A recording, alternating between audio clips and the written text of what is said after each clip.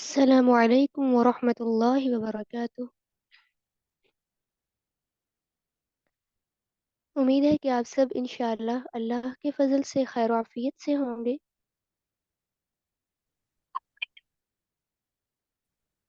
الحمد للہ رب العالمین، والصلاة والسلام على أشرف الأنبياء وسيد المرسلين، أما بعد، فأعوذ بالله من الشيطان الرجيم، بسم الله الرحمن الرحيم، رب اشرح لي صدري ويسر لي أمري واحلل عقدة من لساني يفقه قولی، آمین۔ گزشتہ سے پیوستہ، چونکہ آپ لوگ سب جانتے ہیں کہ ہمارا بھی 8واں پارہ چل رہا تھا، رکوع نمبر 17، کیونکہ ہم نے اس سے پہلے نوح علیہ السلام کا واقعہ پڑھا،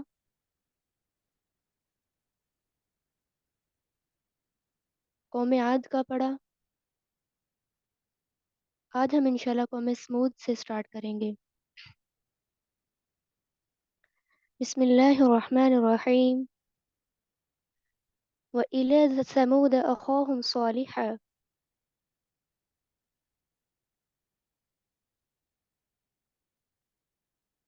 چونکہ جو قوم عاد تھی اس کے بعد جو مطلب اس کے تباہ ہونے کے بعد جو نیک لوگ بچے،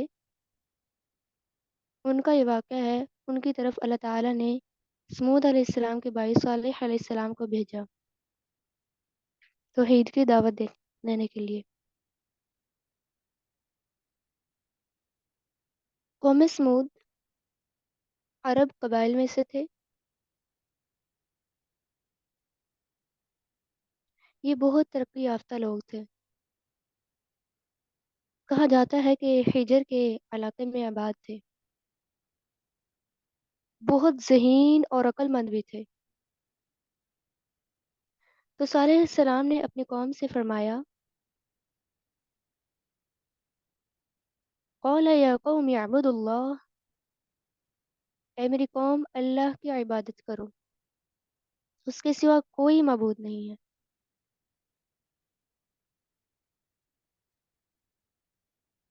تو ان کے ماننے کے لیے ایک نشانی بھیجی گئی، چونکہ یہ خود ہی مطالبہ کرتے تھے ایک نشانی ہو ہمارے لیے، کوئی پہاڑ سے اونٹنی نکال کر دکھاؤ۔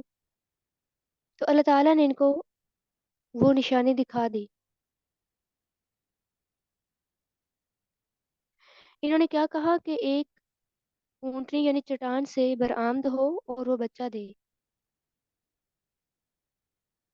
تو صالح علیہ السلام نے ان سے عہد لیا کہ تم لوگ پھر مان جاؤ گے؟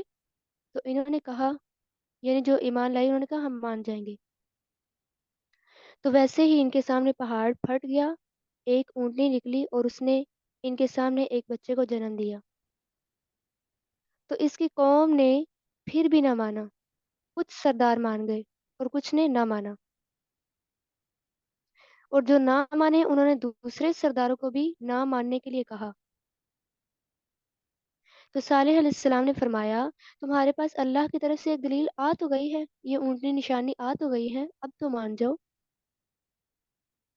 تو اس اونٹنی کی شرائط کیا تھی؟ فرمایا اس کو چھوڑ دو، یہ کھلی چرتی رہے، کھاتی رہے، اس کو تکلیف نہیں دینی، ورنہ تم لوگوں پر عذاب آ جائے گا، کیونکہ یہ آزمائش تھی۔ تو یہ اونٹنی بہت بڑی تھی۔ یہ جو اونٹنی تھی ایک دن پانی پیتی، سارا پانی اس کے لیے ہوتا اور دوسرے دن باقی تمام جانوروں کے لیے ہوتا، کیونکہ یہ ایک آزمائش بن گئی تھی ان کے لیے۔ اس لیے اللہ سے وہ نعمت مانگنی چاہیے جس پہ انسان پورا اتر سکے، جو آزمائش کا سبب نہ بنے۔ عافیت کی دعا کرنی چاہیے اس لیے۔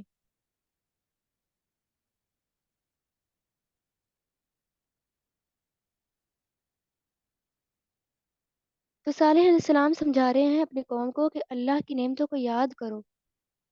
تمہیں زمین میں اس نے سایہ دیا، نرم مٹی سے محلات تم بناتے ہو، پہاڑوں کو تراش کر گھر بناتے ہو، اتنی تمہیں ذہانت ملی ہوئی ہے. تو ان کی قوم اتنی سرکش تھی، انہوں نے اونٹنی کی کونچی کاٹنے کا فیصلہ کر لیا. ان سب نے مل کر سوچا کہ اس کی کونچے کاٹ دی جائیں.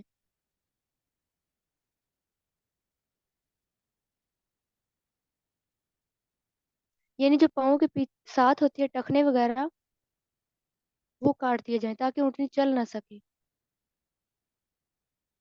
تو قداد بن صالح تھا جو کہ بڑا تھا، اس نے کیا کیا، کونچے کاٹ دی. امام قتادہ کہتے ہیں اس نے سب سے اجازت لی تو سب کی رائے پر پھر اس نے کیا کیا، اونٹنے کی کونچے کاٹ ڈالی.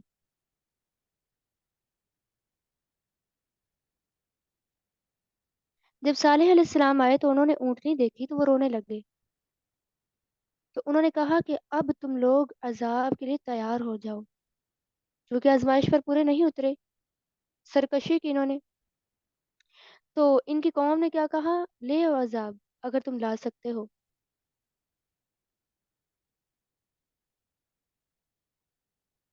پھر ان پر کیا ہوا، زلزلے آئے، ساری قوم ہلاک ہو گئی. یہ اوندے منہ گر گئے اپنے اپنے گھروں میں.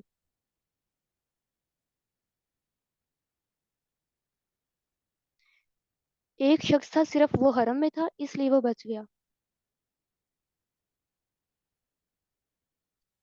یعنی جو انبیاء ہیں، رسول ہیں، وہ اتنے آگے خیر خواہی سے کہہ رہے ہیں کہ ہم آپ کو اللہ کی طرف بلاتے ہیں. اور قوم کی سرکشی دیکھیے، یہ اللہ تعالیٰ عبرت پکڑنے کے لیے واقعات دکھا رہے ہیں. اس کے بعد قوم لوط، آیت نمبر 80 سے، وَلُوطًا إِذْ قَالَ لِقَوْمِهِ أَتَأْتُونَ الْفَاحِشَةَ. یہ ابراہیم علیہ السلام کے بھتیجے تھے، لوط علیہ السلام. یہ عراق کے شہر میں پیدا ہوئے. یہ ابراہیم علیہ السلام پر ایمان لائے تھے.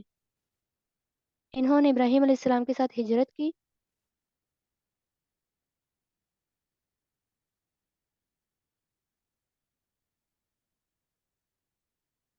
تو یہ ان کی قوم میں سے نہیں تھے لیکن ہجرت کر گئے تھے. تو اللہ تعالیٰ نے ان کو ان کی لوط علیہ السلام کی قوم کی اصلاح کرنے کے لیے بھیجا. ان کی قوم کی برائیاں کیا تھیں، اپنی خواہش کو پورا کرنے کے لیے مرد مردوں کے پاس آتے اور عورتیں عورتوں کے پاس آتی، یعنی سیکچول کرنے آتے. جب کوئی اس طرح کی برائی کرتا ہے ان پر یہی یعنی اللہ کا عذاب آتا ہے. لوط علیہ السلام سمجھا رہے ہیں. قوم نے جواب دیا کہ ان کو بستی سے نکال دیں. حالانکہ جو نبی ہے وہ سمجھا رہے ہیں تو قوم کیا کہتی ہے، ان کو بستی سے نکال دیں، یہ زیادہ پاک باز بنتے پھرتے ہیں. یعنی وہ اس طرح الفاظ کہہ رہے ہیں کہ لوط علیہ السلام بڑے پاک باز بنتے پھرتے ہیں، ان کو نکالنا اس قوم سے. تو ساری قوم لوط علیہ السلام کے خلاف تھی، حتیٰ کہ ان کی بیوی بھی. جب عذاب آنے لگا تو اللہ تعالیٰ نے لوط علیہ السلام کو فرمایا کہ آپ اور آپ کے جو گھر والے ہیں، رات کو آپ لوگ چلے جائیے گا یہاں سے، کیونکہ جو قوم تھی اس پر عذاب آنا تھا ان کی برائی کی وجہ سے. تو جو بیوی تھی اس کی ہمدردیاں قوم کے ساتھ تھی.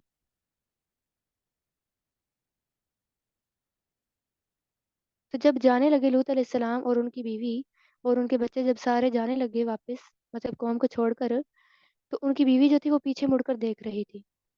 تو اللہ تعالیٰ نے ان کی بیوی کو بھی ہلاک کر دیا قوم کے ساتھ. کیوں؟ کیونکہ اس کی ہمدردیاں قوم کے ساتھ تھی. تو اس سے پتہ چلا کہ جو نبی ہے، اگر نبی کے گھر والے بھی اس طرح کا کام کرتے ہیں، کوئی گناہ کا کام کرتے ہیں، تو اللہ تعالیٰ ان کی بھی بخشش نہیں کریں گے، چاہے وہ نبی کے ہی گھر والے ہیں. ہر ایک اپنے عمل کے ذریعے سے اپنا انجام پائے گا. تو ان پر پتھروں کی جو تھی وہ بارش آئی، اتنا بڑا عذاب. اس کے بعد رکوع نمبر 18 میں قوم شعیب کا واقعہ بیان کیا گیا. یہ مدین کا علاقہ تھا۔ مدین دراصل ابراہیم کے بیٹے مدیان کے اولاد تھے، اس وجہ سے ان کی بستی مدین ہی کہلائی۔ یہ بھی قبیلہ جو تھا یہ عرب کا قبیلہ تھا۔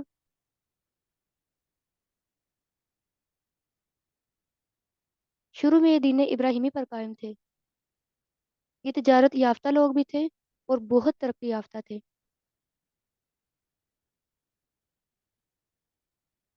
تو شعیب علیہ السلام اپنی قوم کو سمجھا رہے ہیں کہ ناپ تول میں کمی مت کرو، اللہ تعالیٰ کے راستے میں ٹیڑھ پن مت تلاش کرو، سیدھے راستے پر چلو۔ تو ان کی قوم نے بھی نہیں مانا، تو ان کے ساتھ بھی کیا ہوا؟ اللہ تعالیٰ نے ان پر عذاب بھیجا، کیونکہ یہ مان ہی نہیں رہے تھے، فساد کر رہے تھے۔ جب ناپ تول میں کمی کی جائے تو آپس میں فساد پیدا ہوتا ہے۔ یہ لوگوں سے ٹیکس وصول کرتے تھے۔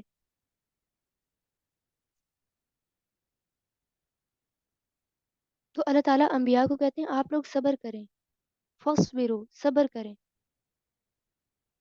اللہ تعالیٰ فیصلہ کر دے گا۔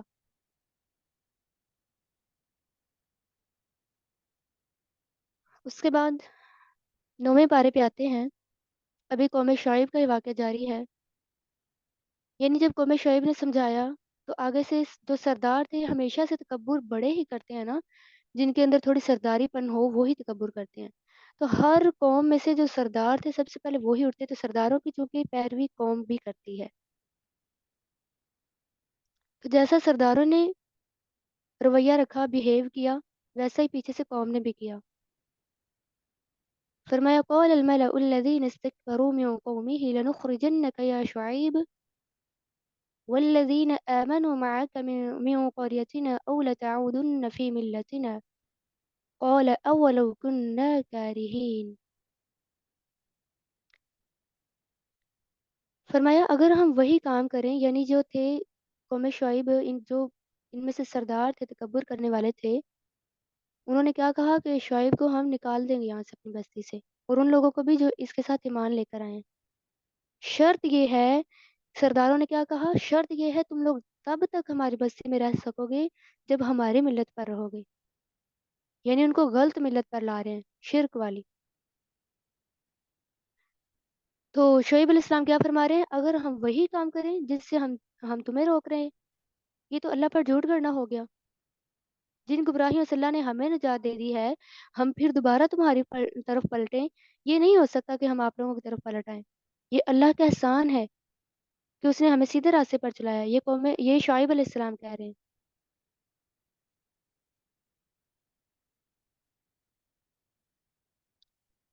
کبھی نہ سوچیں کہ جس نیکی پر ہم قائم ہیں، یعنی شعیب علیہ السلام کہہ رہے ہیں کہ کبھی بھی نہ سوچیں جس نیکی پر ہم قائم ہیں ہم اسے چھوڑ دیں۔ یہ دل اللہ کے ہاتھ میں ہوتا ہے، اللہ تعالیٰ چاہیں تو اسے الٹ پلٹ کر سکتے ہیں۔ اسی لیے دین پر قائم رہنے کے لیے اللہ تعالیٰ سے ہمیشہ دعا کرنی چاہیے، کیونکہ آپ صلی اللہ علیہ وسلم بھی یہی دعا مانگتے تھے، یا مقلب القلوب ثبت قلبی علی دینک۔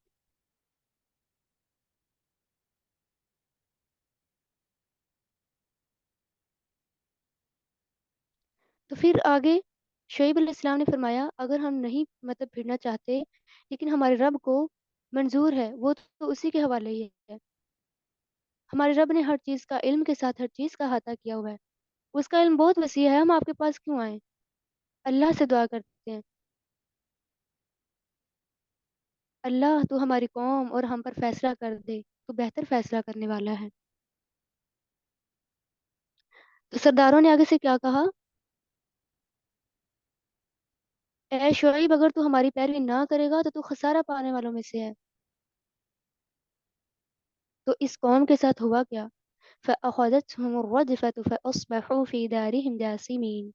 ان پر زلزلہ آیا، ایسا زلزلہ کہ جب یہ صبح کے وقت اٹھے تو اپنے گھروں میں یہ اوندے منہ گرے ہوئے تھے، جس طرح پرندے گرے ہوئے تھے۔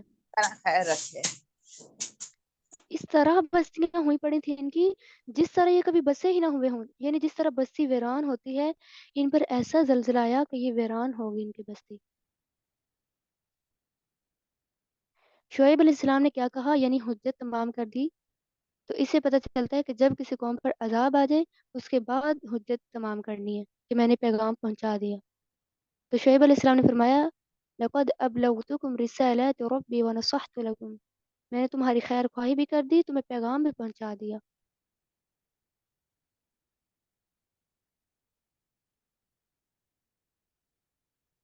تو فرمایا جس بستی کی طرف رسول بھیجے گئے جنہوں نے ایسا کیا، اللہ تعالیٰ نے ان کو تنگی کے ساتھ تکلیف کے ساتھ پکڑ لیا تاکہ وہ عاجزی اختیار کریں اور بری جگہ والے لوگوں کو بدل کر اچھی جگہ والے لوگوں کو لائے. تو اللہ تعالیٰ سے ہمیشہ دعا کرتے رہنا چاہیے، اے اللہ ہماری جگہ بدل کر کسی اور کو نہ لے کر آنا، یعنی ہمیں دین کی جگہ دے. فرمایا اگر یہ مکہ والے، یعنی یہ سارے واقعات مکہ والوں کو سمجھائے جا رہے ہیں کیونکہ آپ صلی اللہ علیہ وسلم کا واقعہ تھا پیچھے، تو یہ مکہ والوں کو سمجھایا جا رہا تھا کہ ان جو سارے واقعات جو گزرے قومیں گزری ان سے عبرت پکڑو، کیونکہ یہ ہمارے لیے بھی عبرت ہے کیونکہ آپ صلی اللہ علیہ وسلم کی ہم امت ہیں. فرمایا اگر مکہ والے مان لے آتے، تقوی اختیار کر لیتے، تو ان پر آسمان سے زمین سے برکتیں ہی برکتیں ہو جاتی، لیکن انہوں نے کیا کیا، وَلَٰكِن كَذَّبُوا، انہوں نے جھٹلا دیا. تو اللہ تعالیٰ نے ان کو ان کی کمائی کی وجہ سے پکڑ لیا. چونکہ آپ صلی اللہ علیہ وسلم کی امت کو سمجھایا جا رہا ہے واقعات بیان کر کے، اسی لیے فرمایا اگر اہل مکہ والوں پر رات کو یا جب یہ اچانک سو رہے ہوں تو عذاب آ جائے، یا چاشت کے وقت جب یہ کھیل رہے ہوں یعنی اپنے مشغلوں میں مصروف ہوں تب ان پر عذاب آ جائے، تو یہ کیا کریں گے؟ کیوں نہیں مان رہے؟ کیوں عبرت نہیں پکڑ رہے پچھلی قوموں سے؟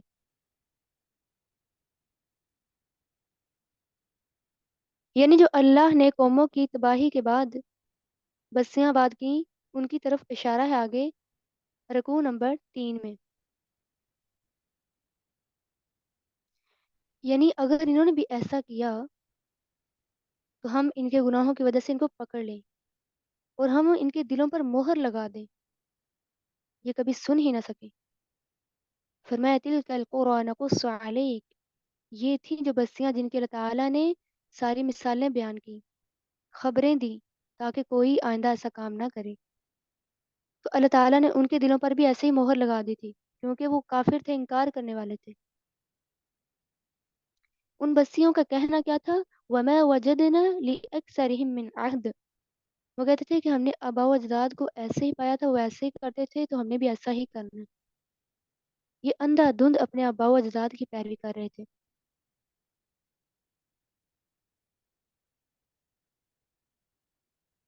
اس کے بعد اہل مکہ کو موسیٰ علیہ السلام کا واقعہ بیان کر کے سنایا جا رہا ہے کہ موسیٰ علیہ السلام کی طرف دیکھو، مطلب ان قوم کی طرف دیکھو، فرعون کی قوم پر، کہ کیسے اس پر عذاب آیا، فرعون کے ساتھیوں کے پر.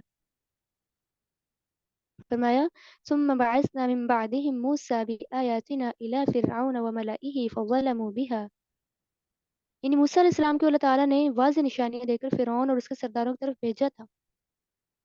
انہوں نے بھی فساد کیا، انکار کیا، تو اللہ تعالیٰ فرما رہے کہ اب اس کا انجام دیکھو ان کا کیا ہوا تھا. موسیٰ علیہ السلام نے بھی کہا تھا اے فرعون میں رسول ہوں رب العالمین کی طرف سے. تو رسول کا پیغام کیا تھا، میں حق کی طرف ہی بلاتا ہوں، میں اپنے رب کی طرف سے واضح دلیلیں بھی لے کر آیا ہوں، میرے ساتھ بنی اسرائیل کو بھیج دو. کیونکہ بنی اسرائیل کو موسیٰ علیہ السلام آزاد کروانا چاہتے تھے تو وہ فرعون کے قبضے میں تھی، تو اسی لیے جب موسیٰ علیہ السلام کو اللہ تعالیٰ نے بھیجا تو موسیٰ علیہ السلام کہہ رہے ہیں کہ فرعون میں اپنے رب کی طرف سے آیا ہوں، بھیج دو میرے ساتھ بنی اسرائیل کو. تو فرعون نے آگے سے کیا کہا، قال ان كنت جئت بآية فأت بها ان كنت من الصادقين. فرعون کی سرکشی دیکھیے، آگے سے کہتے ہیں کہ اگر تم اتنے ہی سچے ہو تو لے آؤ نشانی جو بھی تم لائے ہو. تو موسیٰ علیہ السلام کو اللہ تعالیٰ نے 2 نشانیاں دے کر بھیجا، ایک اسدھا یعنی وہ لاٹھی کے ذریعے سے سانپ بنا سکتے تھے، اور دوسرا جب اللہ تعالیٰ نے کہا کہ فرعون کے سامنے اپنا ہاتھ جیب سے باہر نکالنا تو وہ چمکتا ہوا نظر آئے گا تاکہ فرعون واقعی دیکھ لے کہ اللہ تعالیٰ یہ سب کچھ کر رہا ہے تو وہ مان جائے.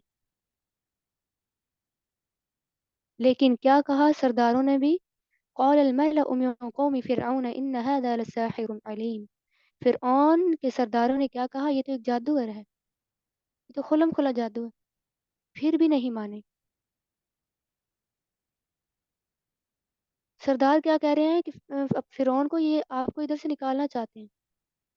تو سردار کیا کہہ رہے ہیں فرعون کو کہ اس کے بارے میں آپ کی کیا رائے ہے، حکم دو ان کو، موسیٰ علیہ السلام کو. پھر سرداروں نے جب ایسا کہا تو فرعون نے کہا کہ اب شہروں میں بھیج دیں اکٹھے کرنے والے، یعنی کہ جادوگروں کو لے کر آئیں. جو لوگ جائیں گے وہ جادوگروں کو لے کر آئیں اور ان کو یہاں پہ بٹھا لو. موسیٰ علیہ السلام اور ہارون علیہ السلام، موسیٰ علیہ السلام کے بھائی تھے ہارون علیہ السلام. تو وہ دونوں گئے فرعون کے پاس. تو فرعون نے کیا کہا کہ ان کو ادھر بٹھا لو اور شہروں میں اکٹھا کرنے کے لیے، یعنی کہ لوگوں کو اور جادوگروں کو اکٹھا کرنے کے لیے بھیج دو یہاں. تو جب جادوگر آ گئے تو جادوگروں نے سب سے پہلے کیا مطالبہ کیا کہ ہمارے لیے اس پر اجر ہوگا، کوئی اجرت وغیرہ ہوگی. تو فرعون نے کہا جی آپ لوگ تو میرے مقرب ہوگے. تو ان کے لیے، یہ جادوگروں کے لیے بہت بڑا ریوارڈ تھا کہ کوئی بادشاہ کا مقرب بننے جا رہا ہے. تو جادوگروں نے کہا موسیٰ علیہ السلام کو کہ آپ پہلے ڈالیں گے یا ہم ڈالیں جادو.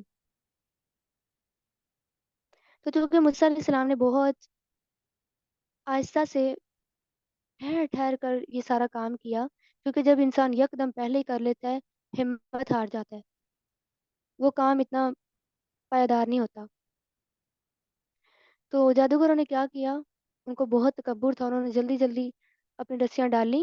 تو وہ لوگوں کی نظروں پر انہوں نے جادو کر دیا. لوگوں کو لگا شاید یہ سانپ ہے، لیکن وہ رسیاں ویسے ہی ہل رہی تھیں.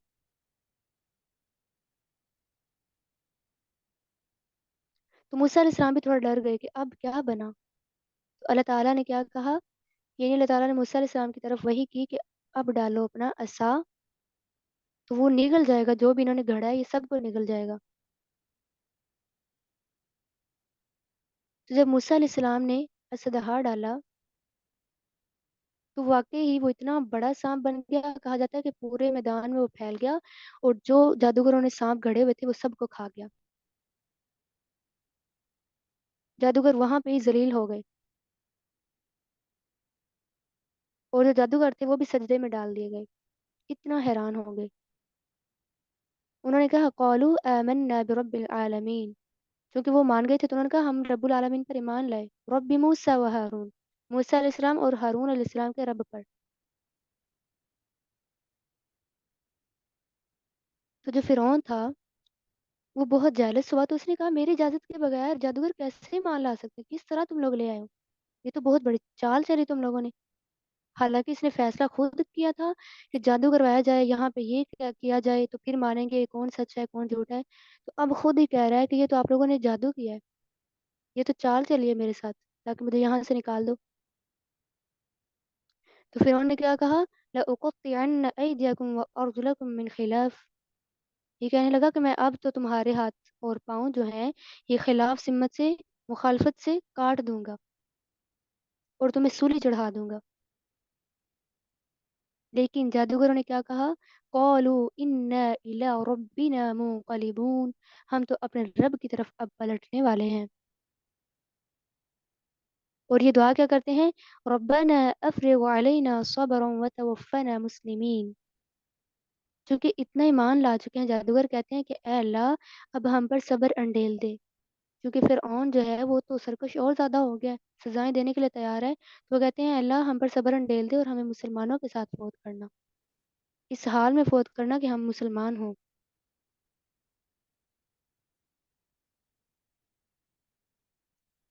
اور سرداروں نے کیا کہا، کیونکہ جو سردار تھے فرعون کی قوم کے وہ ابھی بھی سرکش ہی ہیں. انہوں نے کہا فرعون سے کیا تو موسیٰ علیہ السلام اور اس کی قوم کو ایسے چھوڑ دے گا، وہ زمین میں فساد کرتے رہیں اور تیرے الہوں کو چھوڑ دیں. تو فرعون آگے سے کیا کہتا ہے، نہیں میں تو ان کے بیٹوں کو بھی قتل کر دوں گا اور ان کی جو عورتیں ہوں گی ان کو زندہ چھوڑ دوں گا، کیونکہ بیٹے سب سے زیادہ عزیز ہوتے ہیں. تو موسیٰ علیہ السلام نے کیا کہا، قال موسیٰ لقومہ استعینوا باللہ واصبروا. موسیٰ علیہ السلام اپنی قوم سے کہہ رہے ہیں اللہ سے مدد مانگو اور صبر کرو، کیونکہ فلسطین کو جو زمین ہے جس پر آج بھی قابض ہیں یہودی،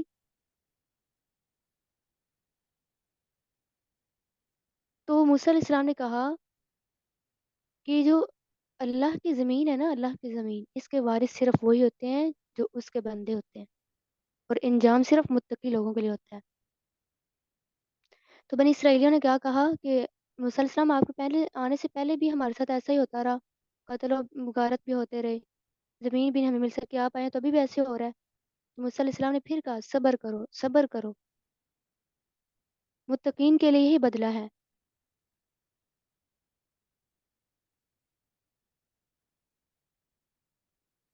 اور جب کوئی بلائی ملتی ہے فرعون کی قوم کو تو کہتے ہیں یہ ہماری طرف سے ہے، جب بھی ان کو کوئی برائی پہنچتی ہے تو کہتے ہیں موسیٰ علیہ السلام کی طرف سے آئی ہے، اس کی وجہ سے آئی ہے۔ لیکن نہیں، یہ ان کی نحوست، ان کی بدشگونی اللہ کی طرف سے ان پر پڑتی ہے۔ اکثر تو ان کے جانتے ہی نہیں، علم ہی نہیں رکھتے۔ تو سرداروں نے پھر بھی نہیں مانا، فرعون نے بھی نہیں مانا، تو اللہ تعالیٰ نے کیا کیا، ان کی سزا کیا، فَأَرْسَلْنَا عَلَيْهِمُ الطُّوفَانَ وَالْجَرَادَ وَالْقُمَّلَ وَالضَّفَادِعَ وَالدَّمَ آيَاتٍ مُفَصَّلَاتٍ۔ ان پر طوفان آیا، ٹڈیوں کا، جوؤں کا، اور مینڈکوں کا، اور خون کا، اس وجہ سے، ان کے تکبر کی وجہ سے۔ مجرم لوگ ہیں یہ۔ جب عذاب آئے تو انہوں نے کہا موسیٰ علیہ السلام اپنے رب سے فریاد کرو، ہم سے یہ عذاب ٹال دے، پھر ہم مان جائیں گے۔ تو اللہ تعالیٰ فرما رہے ہیں اگر ان سے ہٹا بھی دیا جائے نا، یہ عہد توڑ دیں گے۔ تو واقعی ایسا ہوا، انہوں نے ایسا ہی کیا، جب عذاب ٹالا تو پھر بھی انہوں نے عہد توڑ دیا، نہیں مانے، تو اللہ تعالیٰ نے پھر انتقام لیا، اس فرعون کی قوم کو سمندر میں غرق کر دیا۔ جب یہ موسیٰ علیہ السلام کے پیچھے لگا تھا، ہم نے پیچھے بھی پڑھا کہ سمندر پر اللہ تعالیٰ نے پل بنا دیا، موسیٰ علیہ السلام اور بنی اسرائیل گزر گئے تھے، اور یہ فرعون جو اس کے سارے ساتھی تھے یہ ابھی گزرنے ہی لگے تھے، تو وہ پل اللہ نے توڑ دیا تھا، تو یہ سارے کے سارے سمندر میں غرق ہو گئے، اور جو بنی اسرائیل تھے وہ گزر گئے، اور وہ پھر ایک ایسی بستی کے پاس گئے جہاں پہ لوگ بتوں کو مانتے تھے، بتوں کی پوجا کرتے تھے۔ تو بنی اسرائیل نے موسیٰ علیہ السلام سے کہا موسیٰ ہمارے لیے بھی ایسا الہ بنا دے۔ موسیٰ علیہ السلام نے فرمایا قال انکم قوم تجہلون، کہ تم لوگ بھی جہالت برت رہے ہو، یہ باطل ہے، یہ تو برباد ہونے والا سب کچھ، کہ تم اللہ کے سوا کوئی الہ چاہتے ہو، حالانکہ اس نے تمہیں فضیلت دی ہے تمام جہانوں پر۔ فضیلت کون سی تھی؟ وَإِذْ أَنْجَيْنَاكُمْ مِنْ آلِ فِرْعَوْنَ، یعنی فرعون سے اتنی بڑی نجات دی، اتنا پیچھے لگا، حالانکہ قتل بھی کرتا ہے ان کی اولادوں کو، کتنی بڑی فضیلت ان کو ملی، لیکن یہ کیا کہہ رہے ہیں، ہمیں بھی ایک ایسا معبود بنا دے۔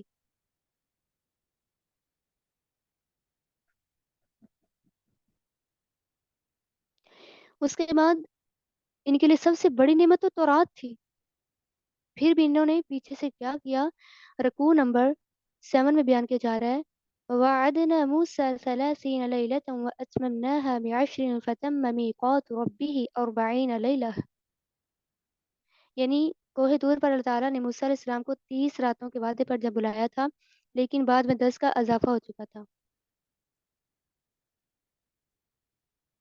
تو جب موسیٰ علیہ السلام جانے لگے تو موسیٰ علیہ السلام نے اپنے بھائی ہارون کو کہا کہ میری قوم کے پیچھے سے آپ نے اصلاح کرنی ہے، یہ فساد کرنے والے نہ بن جائیں۔ تو اسی لیے جب اگر لیڈر ہے وہ جانے لگتا ہے تو اس کو پیچھے سے کسی نہ کسی کو کام سونپ کر جانا چاہیے، اس سے یہ بھی پتہ چلتا ہے۔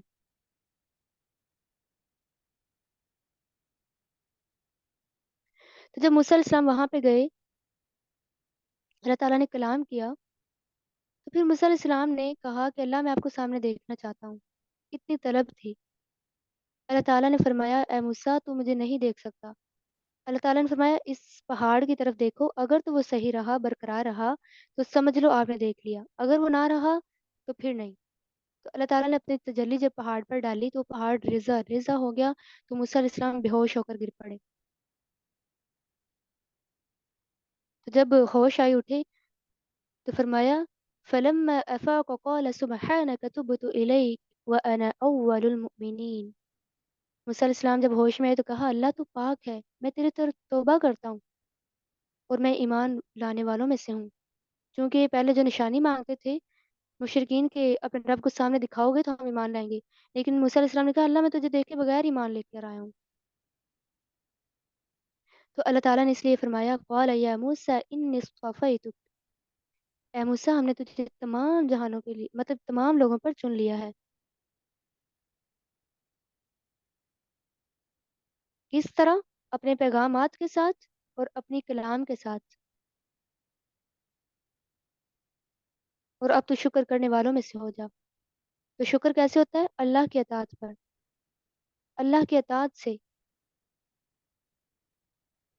تو کہا جاتا ہے کہ وہ جو تورات تھی پہلے وہ تختیوں پر لکھی ہوئی تھی، جب موسیٰ علیہ السلام لے کر آئے، یعنی تختیاں جب لے کر آئے موسیٰ علیہ السلام، تو وہ جب انہوں نے اپنی قوم کو دکھائیں تو قوم پھر بھی نہیں مانی۔ موسیٰ علیہ السلام جو کہ اپنے بھائی کو پیچھے سے چھوڑ کر گئے تھے جانشینی کرنے کے لیے، جب وہ مقرر وقت پر آئے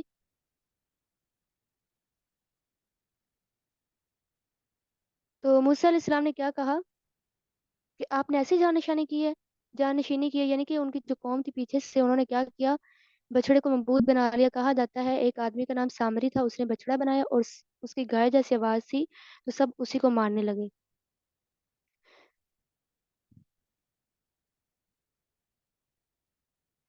تو موسیٰ علیہ السلام نے کیا کہا؟ موسیٰ علیہ السلام نے بہت غصے سے، اتنا غصہ، کیونکہ جب چھوڑ کر گئے تب تو توحید پر تھے، جب واپس آئے تو اتنے وہ قوم ہی بہت سرکش تھی، اس میں ہارون علیہ السلام کی کوئی غلطی نہیں تھی کہ انہوں نے سمجھایا نہیں، وہ تو سمجھاتے رہے۔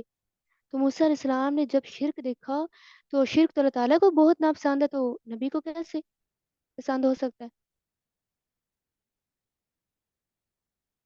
تو موسیٰ علیہ السلام اتنے غصے سے آئے، تختیاں بھی پھینک دیں، اور ہارون علیہ السلام کو داڑھی سے پکڑ لیا، سر سے پکڑ لیا۔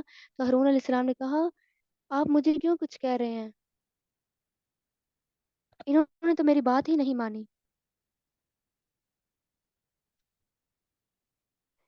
ہارون علیہ السلام کہہ رہے ہیں کہ انہوں نے میری بات نہیں مانی، حالانکہ میں نے انہیں سمجھایا بھی تھا، ان قریب تھا یہ تو مجھے قتل کر دیتے۔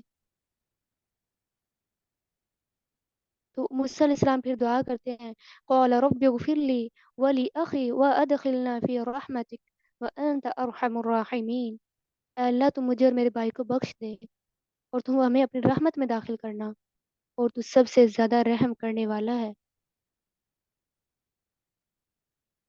تو جنہوں نے معبود بنایا ہوا تھا بچڑے کو، ان پر ذلت چھا گئی دنیا کی زندگی میں، تو سوچیں ان کے ساتھ آخرت میں کیا ہوگا۔ ان کے برعکس جنہوں نے برائیاں کی ہوئی تھیں، توبہ کر لی، ایمان لے آئے، تو اللہ تعالیٰ بخشنے والا ہے۔ جب موسیٰ علیہ السلام کا غصہ ختم ہوا تو تختیاں پھر پکڑی اور فرمایا اس میں نصیحت اس کے لیے ہوگی، رحمت ان لوگوں کے لیے ہوگی جو اپنے رب سے ڈرتے ہوں گے۔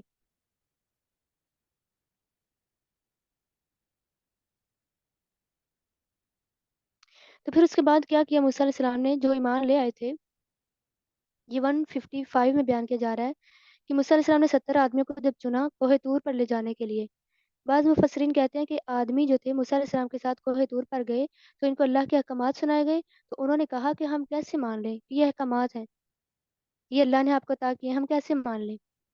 تو بعض کہتے ہیں انہوں نے یہ دعا کی ہمیں وہ بلائی دے جو تو نے کسی کو بلائی نہیں دی، یعنی ایمان والے جو تھے ان میں سے 70، انہوں نے کہا اللہ تو ہمیں وہ بلائی دے جو تو نے کسی کو نہیں دی، تو اس وجہ سے ان پر پھر زلزلہ آ گیا۔ حالانکہ یہ ایمان لائے تھے لیکن انہوں نے سرکشی کی، انہوں نے بھی اتنا بڑا مطالبہ کیا کہ انبیاء سے بڑا یہ انعام مانگ رہے ہیں، ان سے بھی بڑی بلائی۔ یہ بت پرستی سے لوگوں کو منع بھی نہیں نہ کرتے تھے، اس وجہ سے جو ایمان والے تھے ان میں، وہ بت پرستی کرنے والوں کو منع بھی نہیں کرتے تھے، اور دوسرا بلائی بھی زیادہ مانگ رہے ہیں۔ تو موسیٰ علیہ السلام نے فرمایا کہ اللہ اگر تو چاہتا تو یہاں آنے سے پہلے ہی ہمیں ہلاک کر سکتا تھا، لیکن اللہ کا فیصلہ ہے اس نے کب کسی کو ہلاک کرنا ہے، اللہ تعالیٰ مہلت دیتے ہیں۔ ان 70 آدمیوں نے بھی اللہ تعالیٰ کو دیکھنے کا مطالبہ کیا،